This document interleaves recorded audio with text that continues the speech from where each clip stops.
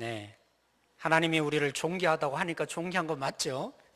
네, 특별히 오늘 말씀을 통해서 하나님이 얼마나 존귀 여기시는지 마지막 도전이 되어졌으면 좋겠습니다. 사랑하는 성도 여러분, 제가 목사이지만 성경에 있는 모든 내용을 다 알겠습니까? 오늘 일부 예배 때도 누군가 그렇게 말씀을 해주시던데 이렇게 대답 안 하면 어떻게 하나 제가 생각이 사실은 제가 잘 모릅니다. 저도 모르는 내용이 굉장히 많이 있습니다. 또 그 내용 중에 때로는 시간이 지나고 난 뒤에 해결이 됐지만 어떤 데는 제 마음에 납득이 안 되는 얘기도 있습니다. 여러분도 그런 얘기 있죠? 이 말씀을 왜 이렇게 하셨을까? 그 중에 하나가 저에게 이런 의문이 일어났습니다. 참 예수님 너무하신다. 어떻게 풍랑을 만나서 그죠? 제자들이 지금 어찌할 바를 몰라 하는 상황인데 그 제자들이 예수님께 깨워서 좀 우리 구해달라고 하는데 예수님 뭐라고 하셨어요? 믿음이 없는 자들아 하면서 호되게 꾸짖잖아요. 참 예수님 너무하신다. 어떻게 이렇게 꾸짖는가? 라는 생각이 저에게 들었습니다. 여러분, 이 배에 12명의 제자와 예수님이 타고 계셨지만 제자들 중에는 배에 대해서 나름대로 그죠? 이 능력자가 있습니다. 쉽게 말하면 날마다 고기잡이하고 살던 제자가 몇 명이었습니까? 예수님의 부르기 전에 고기잡이를 하던 사람들이 있었습니다. 몇 명일까요? 4명이었습니다. 베드로와 안드레와 야고보와 요한. 이들은 배에 대해서 그죠? 특별히 이 갈릴리 호수를 지나가면서 풍랑이 종종 일어나는 거 경험하면서 고기 잡고 산 사람 아닙니까? 그럼에도 불구하고 배를 제어하지 못했어요. 얼마나 큰 풍랑이 일어났겠습니까? 더 큰 문제는 뭡니까? 배를 어떻게 움직이지 못하는 문제가 아니라 배가 물에 들어와서 물에 잠기게 생겼거든요. 그러니까 당연히 예수님을 깨워야 됩니까? 안 깨워야 됩니까? 귀신도 제어하지요. 또 능력을 경험했으니까 우리 좀 살려달라고 그렇게 하는데 이 제자들에게서 예수님이 하시는 말씀이 믿음이 없다고. 다른 복음서와는 달리 마가복음에는 더더욱 호되게 꾸짖습니다. 그냥 믿음이 없다 이렇게 선포하신 것으로 나타내지 않고 마가복음에는 그들을 향해서 호되게 꾸짖었다 이렇게 표현하고 있는 것이죠. 그래서 예수님이 왜 이렇게 처신하실까? 한편으로는 제 마음에 어쩌면 이 제자들이 풍랑 만났던 삶 저 속에서도 가끔 있거든요. 그래서 어쩌면 이 제자들의 풍랑 내 삶에도 일어나니까 물론 그들은 물결을 만났지만 우리의 인생 가운데서도 어려움을 만납니까? 안 만납니까? 고난이 찾아오잖아요. 걱정이 찾아오잖아요. 그래서 이 제자들의 상황과 내 처지가 될 것이 뻔해 보이니까 제 마음속에 어쩌면 동질감이 일어나다 보니까 야 그러면 어떻게 신앙생활 하라는 건가? 어려움 안 만나고 살 수는 없는데 나도 걱정할 때가 있는데 나도 환난을 겪고 나름대로 눈물 날 때가 있는데 예수님의 이 요청 앞에 생각해 볼 때 도대체 믿음을 어떻게 할 수 있겠는가? 그런 불만감이 저에게도 있었던 것입니다. 물론 목사인 저는 그죠? 나름대로 교회에서 알지 않습니까? 나름대로 여러분들이 사랑해 주시고 기도해 주시고 때로는 어떤 분들은 저를 위해서 금식 기도하신다는 얘기도 들었습니다. 또 저를 위해서 기도해 주시고 그죠? 때로는 제 얼굴 표정이 조금만 달라져도 목사님이 힘드신 거 아니냐고 이렇게 걱정해 주시는 성도님들이 가득한 사랑을 제가 받고 보호 가운데 저는 살아갑니다. 근데 여러분은 오죽하시겠습니까? 얼마나 인생 가운데 많은 풍랑을 만납니까? 오늘 이 시대를 보면 경제적인 풍랑이 보통이 아닙니다. 이 풍랑이 얼마나 휘몰아치는지 그죠? 우리의 통계를 보면 14개월째 우리는 뭘 먹고 살아요? 수출을 해야 삽니다. 다른 자원이 없잖아요. 근데 수출 전체의 물량이 14개월째 갈수록 하락하고 있다는 겁니다. 그리고 지난 2월 달에 그죠? 수출 물량을 보니까 이제까지 6년 동안의 통계를 보니까 가장 많이 안 팔렸던 시기가 2월 달이라고 뉴스에 기록되고 있습니다. 어디 그뿐입니까? 그나마 그죠? 수출이 안 되더라도 내수 경제라도 좋아야 되잖아요. 그런데 기업 체감 온도가 얼마일까요? 가장 안 좋은 때라고 그렇게 통계가 나오고 있습니다. 6년 이래에 가장 안 좋은 상태가 지금의 상태라고. 경제적인 태풍이 우리 가운데 몰아치는 가운데 우리가 지금 살아가고 있는 것입니다. 여러분들도 체감하고 계시죠? 얼마나 지금 경제적으로 어려운 시기인지 느끼십니까? 아마 느낄 거라 생각이 됩니다. 그리고 무엇보다도 우리는 나름대로 아무리 어려운 시절을 지내오더라도 우리 연세 드신 우리 권사님, 우리 장로님, 또 우리 집사님들은 나름대로 어떻게 이겨내셨습니까? 제 어머니 얘기를 들어보면 때로는 6.25 시절을 지내오셨는데 많은 고통과 어려움, 경제적인 여건을 어떻게 이겨오셨습니까? 나는 힘들고 어렵더라도 누구를요? 내 자녀는 잘 되기를 바랬어. 그 모든 고통을 이겨나갈 수 있었는데 요즘 시대를 보면 오히려 자녀가 뭐예요? 어려움이에요. 때로는 이렇게 말해서 참 죄송하지만 너무나 큰 짐이 되는 것 같아요. 뭐 캥거루족 아십니까? 이제는 어려우니까 이제 부모가 그죠? 자녀를 떠나보내야 되는데 같이 살아요. 그리고 뭐합니까? 자녀를 다 길러냈는데 이제는 자녀를 그죠? 손주를 낳고는 뭐 하세요? 길러달라고. 그래서 우리 권사님들 종종 보면 참 불쌍하게 여겨집니다. 손이 안 아픈 데가 없고 허리 안 아픈 데가 없고 그렇게 기르는 분들이 많으세요. 근데 참 더 놀라운 사실은 우리 2009년에 통계가 나왔어요. 양육하는 거죠. 처음 태어나서 대학 때까지 양육비 보통 그냥 다른 것이 아니라 먹고 사는데 자녀를 기르는데 평균적으로 얼마가 들었을까요?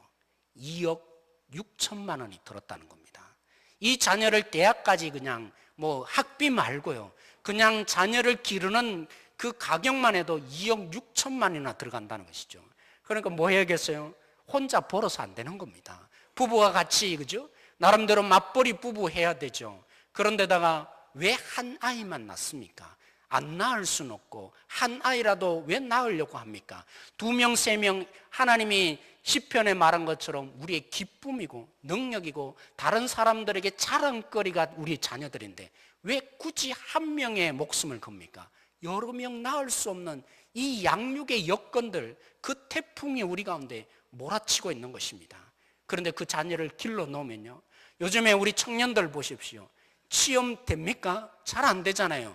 취업률이 지금 최고치로 높아지고 취업률이 아니죠. 취업하지 못하는 뭐라고 됩니까? 실업률. 청년 실업률이 그죠? 지금 최고치를 찍었다라고 말하고 있습니다. 계속해서 취업이 안 되는 우리 자녀들이 있습니다. 우리는 그나마 기대합니다. 경제가 좀 나으면 우리 청년들이 취업되지 않을까. 근데요, 취업이 어렵습니다. 왜 어려울까요? 연구를 한 거죠. 2013년도에 옥스퍼드 대학에서 연구를 했습니다. 앞으로 10년 내에 어떤 일이 벌어질까 연구해 보니까 우리가 지금 차지하고 있는 일자리의 47%. 그러면 뭐 하겠어요?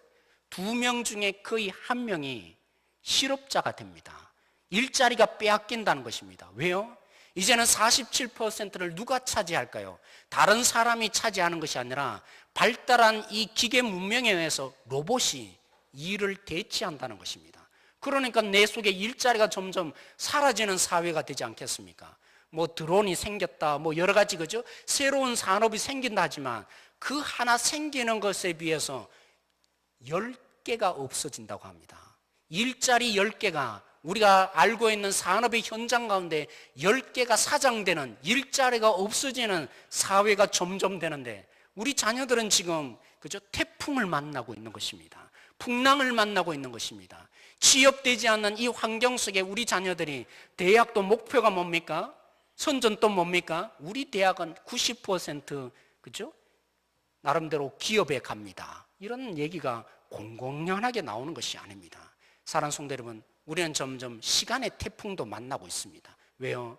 우리 권사님들이 종종 얘기하셔요. 보면 이 몸이 점점 쇠약해진다고, 안 아픈 데가 없다고. 그래서 목사님 죄송해요 이렇게 말씀하시지만 저 죄송한 거 아니에요. 여러분들을 위해서 기도해야 될 것이 제 책임 아니겠습니까? 우리 권사님들이 나이 들어서 또 우리 집사님들이 나이 들어서 우리 장로님들이 나이 들어가시잖아요.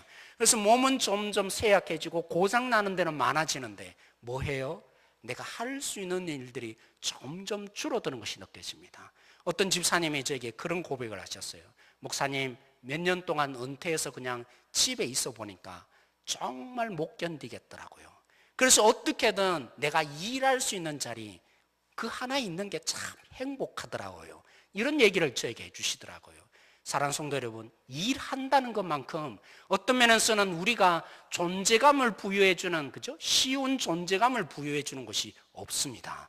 그런데 내가 일할 수 없고 내 몸은 점점 쇠약해지고 시간이 가면 갈수록 서러움이 오는 거예요. 서러움의 태풍이 내 속에 몰아치는 거예요. 내가 정말 무가치한 거 아닌가, 이런 서러움들이 우리에게 태풍처럼 몰아치는 이 속에 우리가 살아가고 있는 사회의 현실이 놓여 있는 것입니다. 하지만 사랑하는 성도 여러분, 태풍만 있다면 오늘 예수님의 제자들에게 너희들이 어찌하여 믿음이 없느냐, 이렇게 말씀하신 예수님은 너무하신 것이 분명합니다. 예수님이 이 땅에 오신 이유 중에 하나도 우리를 공감하기 위해서입니다. 우리의 형편을 알아주기 위해서입니다. 그래서 뭐 하신다고요? 중보자가 되어주신다고요.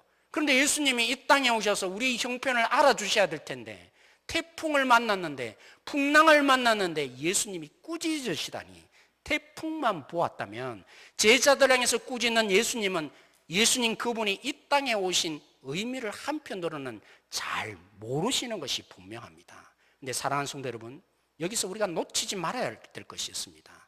여러분, 제자들이 왜 제자인 것입니까? 어떻게 해서 그들이 제자가 된 것입니까? 어떻게 해서 예수님이 그들을 제자로 택하시고 그들을 이제는 제자라고 말씀하고 있는 것입니까? 그 앞 본문에 보면 예수님이 제자를 따로 부르십니다. 특수 교육을 시키십니다. 그 제자들에게 하나님의 나라가 무엇인지 설명해 주십니다. 물론 다른 사람들에게도 하나님의 나라가 이와 같은 것이니라 말씀을 선포하셔요. 근데 제자들만 밤이 되면 따로 부르세요. 내가 말한 의미는 이런 것이다. 이 하나님의 나라는 이런 능력이 있는 것이다. 너희들이 이렇게 알았으면 좋겠다. 하나님의 나라는 이와 같이 놀라운 것이다. 그들이 알아듣지 못하니까 또 나머지 공부를 계속해서 시켜요. 어느 예전에 선전처럼, 거죠. 먹고 뭐 한다 그러죠? 씹고 뜯고 뭐 이렇게 한다는 뭐 옛날에 선전이 있었어요. 그와 똑같은 것입니다. 하나님의 나라를 그냥 단순히 선포하신 것이 아니라 그 전에 이미 하나님의 나라를 실제로 병을 고치는 일들을 통해서 맛보게 한 다음에, 야, 이건 이런 의미인 거야. 그들에게 씹고 뜯고 맛보도록, 하나님의 나라의 능력들을 경험하도록 일일이 교육을 받은 자가 제자들이었습니다. 그래서 적어도 제자들이라면 이 풍랑을 만나기 전에 뭘 경험한 거예요? 하나님의 위력을 경험한 것입니다. 하나님의 나라를 경험한 것입니다. 하나님의 나라가 어떤 것인지를 알게 된 자가 제자들인 것입니다. 그래서 예수님이 그렇게 말씀하시는 것이죠. 만약 너희들이 하나님의 나라를 경험하지 못했다라면, 하나님의 위력을 경험하지 못했다라면 당연히 이 풍랑 앞에서, 이 폭풍 앞에서 너희들이 두려워하는 것이 당연하다. 그렇지만 너희들이 누구냐? 경험했잖아. 너희들이 정말 이 풍랑보다도 더 큰 하나님의 위력을 경험하고 살았지 않느냐? 내가 그렇게 교육시켜 주지 않았느냐? 그런데 어찌하여서 하나님의 위력을 경험하지 못한 것처럼 이렇게 두려워하고 있느냐? 너희들이 어찌 믿음을 잃어버렸느냐? 그 경험한 것을 잃어버렸느냐? 예수님이 말씀하신 것입니다. 사랑하는 성도 여러분, 제가 우리 교회에 오기 전에, 그죠? 부교육자로 살지 않았습니까? 부교육자 생활하면서 거의 2년마다 한 번씩 이사를 해야 합니다. 왜냐하면 집값은 자꾸 오르고요, 능력은 안 되니까. 서울 지역은 특별히 보면 이렇게 사택을 잘 마련을 해주지 않는 경우가 참 많이 있습니다. 때로는 보조를 해주는 거죠. 그렇게 이사를 하니까 2년마다, 그죠? 집값은 뛰고 안 되니까 뭐 해야 돼요? 이사를 해야 합니다. 근데 여러분, 이사해보면 알지만 자기 집이 없는 사람의 서러움을 아시잖아요. 또 어디로 가야 되나? 어디 가야 될까? 주인은 4천만 원, 때로는 3천만 원 올리는데 감당이 돼야죠. 근데 또 어디 가서 내가 살아야 되나? 불안감이 저에게 종종 많았습니다. 또 이제 어디 가야 되나? 여기에서 쫓겨나면 또 내가 어디로 가야 되나? 그런 생각이 참 많았습니다. 근데 수십 번 이사하다 보니까 걱정이 사라졌어요. 왜 걱정이 사라졌겠어요? 반복되는 일이었기 때문입니까? 고난을 많이 겪었기 때문에 이제 그것이 아무것도 아닌 것처럼 느껴졌을까요? 아닙니다. 단 한 번도 집 없이 산 적이 없거든요. 누가 한 것입니까? 저는 걱정하고 염려했지만, 때로는 한 달, 때로는 15일 남겨두고 집을 옮겨야 됐지만, 그런데 그럴 때마다 놀랍게 하나님이 집을 마련해 주시는 것입니다. 하나님의 능력을 경험한 것입니다. 그 하나님의 위력을 경험하고 나니까 다음부터는요, 또 이런 일이 벌어져도 어떤 생각이 들겠어요? 하나님이 일하실 거라고, 하나님이 마련해 주실 것이라고, 하나님이 또 더 놀라운 그 위력의 능력을 어떻게 맛보게 해주실까 기대감이 생기기도 했던 것입니다. 그렇습니다. 사랑하는 성도 여러분, 하나님의 위력을 경험하고 나면, 하나님의 능력을 경험하고 나면 달라집니다. 그래서 오늘 바울이 얘기하는 것이 있죠. 내가 너희들을 위해서 기도하는데 뭐 어떻게 하기로요? 하나님이 어떤 능력 가운데 너희들에게 역사하는지 그것을 알기를 내가 소망하며 기도하고 있다고. 하나님의 위력을 알기를 기도하셔야 합니다. 세상의 물결이 끊임없이 우리를 집어삼키려는 이 땅 가운데, 걱정과 염려를 떨칠 수 없는 이 땅 가운데 살아가는 우리 가운데 하나님의 능력을 경험하십시다. 하나님의 어떤 역사 가운데 일으켜 주시는지, 우리를 어떻게 이끌어 주시고 우리를 보호하시고 그 놀라운 하나님의 위력을 경험하게 되었을 때 두렵지 않습니다. 염려하지 않을 수 있는 것입니다. 그래서 오늘 사랑하는 성도 여러분, 우리 가운데 제자들이 배운 하나님의 나라 가운데 이런 말씀이 있습니다. 제자들에게 하나님의 나라를 선포하시면서 하나님의 나라는 이와 같은 것이니라 하는 그 얘기 중에 하나님의 나라를 성격을 설명하기 위해서 밭에 감추인 보화와 같다는 말씀을 하신 적이 있습니다. 하나님의 나라가 뭐라고요? 밭에 감추인 보화와 같다고요. 이 소장농이 그저 밭을 일구다가 날마다 보화를 생각했던 것입니까? 아니었습니다. 우연히 발견했습니다. 감춰져 있는 보화를 우연히 발견했습니다. 이스라엘 사회에서는 종종 그런 일이 벌어집니다. 전쟁이 나거나 아니면 적들이 쳐들어오니까 자기에 있는 소중한 물건을 가지고 달아나다가, 그죠? 너무 귀중하니까 자기를 죽이잖아요. 그래서 자기만 아는 공간에 땅에 묻어 놓는 것입니다. 지금 이 땅에 묻힌 보화는, 발견한 이 보화, 소장농이 발견한 보화는 주인이 있겠어요, 없겠어요? 주인이 없는 것입니다. 그러면 누구의 것이 되겠어요? 일단은 땅 주인이 그 보화를 가질 것이 뻔합니다. 자기가 발견했지만. 그래서 어떻게 합니까? 땅을 자기 것으로 만들어야죠. 너무나 소중한 이 보화의 가치, 너무나 위대한 이 보화의 가치를 하니까 어떻게 합니까? 자기 가진 것 다 팝니다. 하나님의 나라는 이와 같은 것이니라. 하나님의 나라의 가치를 알게 된다면, 하나님의 나라의 위력을 알게 된다면, 하나님의 위대하심을 알게 된다면 어떻게 할 수밖에 없다고요? 내 모든 것 다 팔아도 아깝지 않는 것이라고요. 하나님의 나라는 우리가 생각하는 이상입니다. 하나님의 능력은 우리가 생각하는 이상입니다. 발견하기만 하면, 깨닫기만 한다면, 알게 되기만 한다면 뭐 한다고요? 내 모든 것, 그걸 사기 위해서 다 내놓아도 아깝지 않는 것이 하나님의 나라의 위력이라고요. 사랑하는 성도 여러분, 그 위력이 발견되어지기를 원합니다. 하나님이 얼마나 큰 능력 가운데 우리에게 역사하는지 그것을 발견하는 자마다 달라지게 될 것입니다. 때론 그렇죠. 저도 보면 잘 끊어지지 않는 죄의 문제가 있습니다. 왜 그게 안 끊어집니까? 하면 할수록 좋거든요. 그거 안 하면 안 될 것 같거든요. 그게 너무나 달콤하거든요. 그런데 하나님의 능력을 경험하면요, 끊어집니다. 왜요? 그 위력보다도 하나님의 능력이 더 크심이 깨달아지거든요. 맛보아지거든요. 때로는 그렇습니다. 우리에게 찾아오는 어려움이 있습니다. 우리를 혼란시키는 많은 문제들이 있습니다. 사단이 우리로 하여금 하나님의 능력을 알지 못하도록, 그렇죠? 이게 더 크다고 우리를 불안시키고 정말 물에 잠길 것처럼 다가오는 풍랑들이 있습니다. 그런데 하나님의 능력의 위력을 알게 되면 달라집니다. 두렵지 않습니다. 폭풍한 나에게 와라. 더 크신 하나님이 나를 붙들어 줄 것이다. 그 하나님을 깨닫게 되면, 하나님의 위력을 깨닫게 되면 두려움이 우리 가운데 이겨지는 놀라운 역사가 있지 않겠습니까? 예수님이 말씀하지 않았습니까? 세상에서 너희가 환난을 당하나 뭐 하라고요? 담대하라고요. 사랑하는 성도 여러분, 우리가 이 땅에 살아가면서 고난이 없으려면 어떻게 합니까? 죽어야 가능합니다. 환난이 없을 수 없습니다. 다 문제투성이를 만납니다. 어느 하나 잘 되면 다른 하나 안 되는 부분들이 이 땅에 사는 이상 다 겪고 살아갑니다. 그래서 환란이 있다라고 예수님이 진단하셨습니다. 그것뿐입니까? 우리는 누굽니까? 예수님을 믿는 사람입니다. 적어도 사단에게 경배하지 않겠다고, 이제는 이제까지 사단을 위해서 살았다면 이 삶을 끊어내고 하나님의 뜻대로 살겠다고 결정했는데 그 사단이 가만히 있겠습니까? 내가 결정할 때마다, 하나님을 위해서 살기로 결정할 때마다 넌 내 뜻대로 해야 되는데 왜 그렇게 하냐고 우리 가운데 두려움을 주고, 이게 더 위력적인 것이라고 자꾸만 우리를 혼란시키는 환란이 당연히 있는 것입니다. 그래서 성경에는 종종 믿는 자에게 환란이 더 크게 있다라고 왜 굳이 말하는 것입니까? 사단이 우리를 가만 내버려 두지 않는 이 땅에 살아가는 것입니다. 그런 세상에 살아가는 우리가 어떻게 환란을 당하나 담대할 수 있는 것입니까?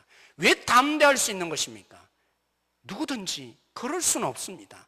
당하는 즉시에는 너무나 어렵고 힘겹고 그것을 피하고 싶은 것이 당연한 것입니다. 그런데 왜 예수님은 환난을 당하나 담대하라고 하십니까? 뭐라고요? 내가 세상을 이기었습니다. 내가 세상을 이기었습니다. 우리가 당하는 문제보다도 더 크신 주님이십니다. 우리가 겪어가는 문제들보다도 더 큰 주님이 그 문제를 이기신 능력자이신 것입니다. 그 주님이 우리를 붙들고 이끌어 가실 것이기에 담대하라고 예수님이 제자들에게 말씀하시고 그 마가복음 독자들에게 이것이 믿음이다라고 말씀하고 선포하신 것입니다. 근데 우리는 누굽니까? 우리는 예수님의 말씀을 들었던 그 당시에 담대하라고 한 제자들보다도 더한 사람 아니에요. 그 제자들은 십자가에 죽을 예수님, 내가 승리할 것이 따놓은 당상이다 말한 예수님을 바라보면서 그들이 담대하라고 예수님이 말씀하셨다면 우리는 누굽니까? 십자가에서 이미 승리하신 주님이 우리 속에 계시잖아요.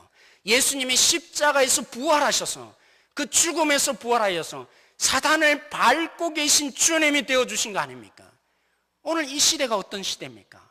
성령의 시대예요. 사랑하는 성도 여러분, 3년 동안 계셨던 예수님의 시대가 아니라 성령의 시대입니다. 성령의 시대란 말은 어떤 말입니까? 이미 세상이 심판받았다, 그 증거로 이 땅에 오신 분이 성령인 것입니다. 사랑하는 성도 여러분, 우리는 이미 심판받은 여기 가운데 사는 하나님의 자녀입니다.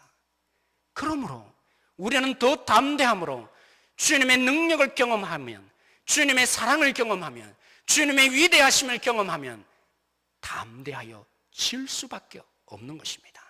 오늘 이 자리에 있는 우리 한 분 한 분들이 기도하시길 원합니다. 하나님이 얼마나 큰 능력으로 역사하고 있는지 세상보다도 더 크신 하나님이 보여지기를 기도하여서 두려움을 극복해내고 풍랑을 극복해내고 이 땅 가운데 즐길 수 있는 자, 파도가 더 강할수록, 그죠? 파도를 타는 사람이 큰 파도일수록 더 신난 것이죠. 그렇습니다. 우리는 파도 타기를 할 수 있는 사람으로, 무엇이 진짜 능력인지를 보여주는 사람으로 하나님이 보내어주신 자들입니다. 그런 능력자 한 사람 한 사람 되어지기를 원합니다. 그런데 사랑하는 성도 여러분, 오늘 성경에 우리가 종종 위로받는 말씀, 환난이나 핍박이나 적시나 위험이나 칼이라, 그 어떤 피조물 또 하나님의 사랑에서 끊을 수 없다 그랬는데 왜 하나님의 사랑에서 우리가 끊어지지 않는 것입니까? 그 위대함의 능력의 하나님, 세상을 이기신 하나님, 심판하신 하나님이 누구를 위하십니까? 저를 위하고 있기 때문입니다. 사랑하는 우리 집사님들을 위하시고 우리 권사님들을 위하여 주시고 우리 장로님들을 위하여 주시기 때문입니다. 여러분, 다시 돌아가 보십시다. 하나님의 나라를 비유하는 짝이 있습니다. 여러분, 성경 보면 마태복음 13장에 보면 천국에 대한 비유가 짝으로 이렇게 주어집니다. 여러분, 아까 뭐라고 설명했죠? 천국은 밭에 감춘 보화라 그랬습니다. 근데 또 다른 한 짝이 뭡니까? 천국을, 그죠? 발견하기만 하면, 깨닫기만 하면 내 모든 것 다 팔아도 아깝지 않은 위력을 느낄 것이라고, 그렇게 받아들여질 것이라고 했는데 그 천국에 대한 또 다른 설명이 하나 있습니다. 이번에는 진주를 구하는 장사꾼을 얘기합니다. 진주가 아니라, 만약 진주라고 했다면 내용은 똑같습니다. 발견하고 나면 어떻게 해요? 그 진주를 너무 귀하니까 내 모든 것 다 팔아서 사게 되겠죠. 근데 천국을 진주라고 하지 않았습니다. 뭐라고 합니까? 진주를 구하는 장사치라고요. 장사꾼이라고요. 천국은 뭡니까? 장사꾼입니다. 진주가 아니라 장사꾼이라고 다른 측면에서 말하고 있습니다.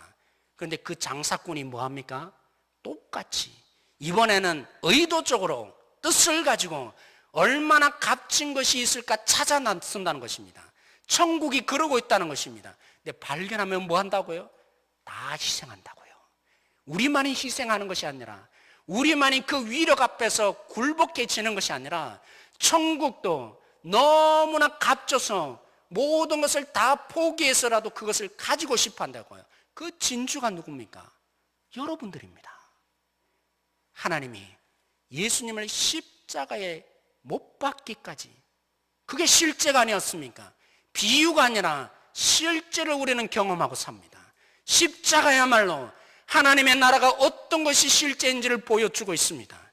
우리를 위해서, 우리의 값어치를 위해서 아낌없이 다 투자하고 내어놓으신, 그게 천국이라고 예수님이 말씀해 주신 것처럼, 그러기에 능력 가운데 우리를 위하시는 하나님, 이 의미인 것입니다.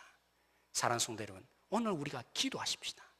하나님의 능력을 경험하기를, 하나님의 능력을 알아서 억지로 오는 신앙생활이 아니라, 억지로 이 자리에 오는 자리가 아니라, 내 모든 것 다하여서 주님의 능력이 있는데, 주님이 날 사랑해 주시는데 기쁨으로 섬겨갈 수 있는 한 분 한 분들이 되어지기를 원합니다.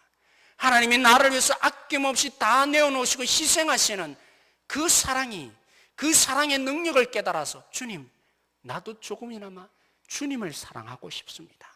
그런 한 분 한 분 주님의 위력과 능력과 파워를 아는 우리 성도들이 되어지기를 이 시간에 함께 기도하며 나가기를 원합니다. 같이 이 시간에 기도하기를 원합니다. 하나님의 능력을 알아가는 자가 되어서 내 모든 것 내어놔도 아깝지 않게 해주십시오. 기도하십시다. 우리를 위하는 하나님의 능력을 알아서 우리도 조금이나마 주님을 사랑하게 하여 주십시오. 함께 기도하십시다. 주님의 능력을 헤아려서 고백하게 되어질 때, 그 속에 순종함으로 나갈 때 되어질 때, 우리가 헤아리는 이상의 주님의 능력을 앞으로 더 경험하게 될 것입니다. 그러므로 하나님 순종합니다. 이 속에 하나님의 더 큰 위력과 능력을 깨닫는 자가 되게 해주십시오. 이 시간에 이 부분을 놓고 기도하기를 원합니다. 때론 믿음이 연약한 지체들이 있습니다. 그러한 지체들에게 하나님의 능력을 알게 하여 주십시오. 우리 교회를 향해서 기도하십시다.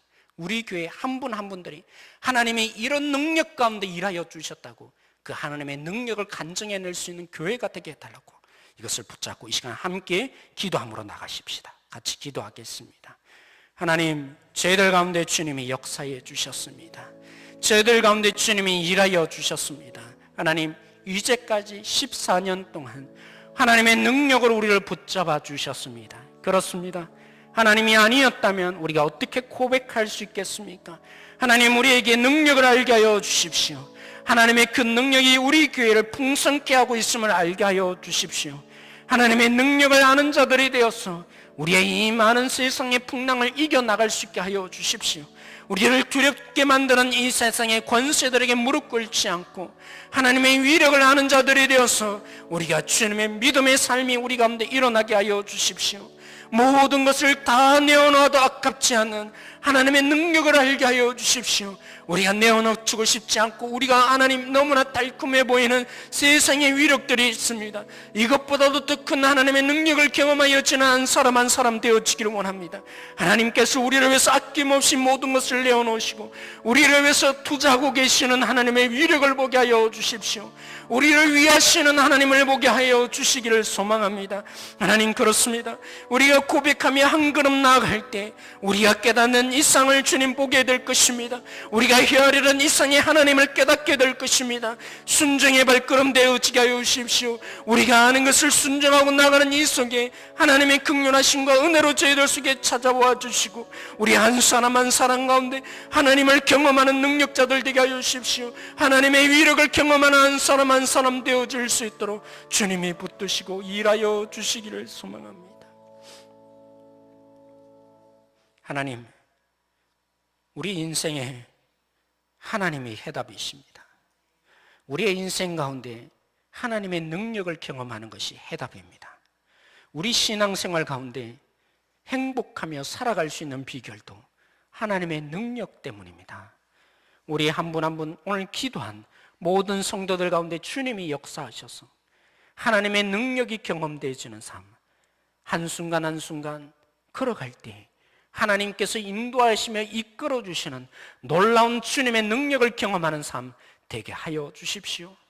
우리를 사랑하시게 아낌없이 다 내어놓으시고 희생하시며 보배롭다고, 그러기에 내가 너희를 위해서 내 모든 것을 내놓다고 하시는 주님이 우리를 위하시는 능력을 발견하게 하여 주십시오. 그 마음으로 이 시간 우리 성도들이 기도하였는데 한 분 한 분 속에 주님을 향한 갈망으로 채워주실 줄 믿고, 또 우리 가운데 믿음이 연약합니다. 하나님을 경험시켜 주십시오. 이 모든 것 감사하며 예수님의 이름으로 기도드렸습니다. 네, 우리 한